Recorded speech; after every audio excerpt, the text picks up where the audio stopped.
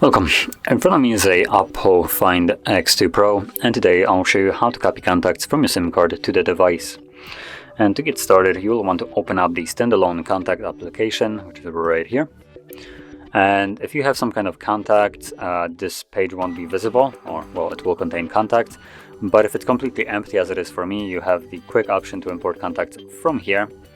But I'm going to show you how you can do it if you already have a contact. So tap on the 2 dots, go to Settings, choose SIM card contacts, and then tap on again 2 dots and Import. Or guess I export. There we go. So it's actually exporting. My bad. And from here you can select all of them if you want to and choose Export, and this will merge. And I guess that's it. Yep, there we go. As you can see now, we have contacts here. So that is how you remove your contacts or import them.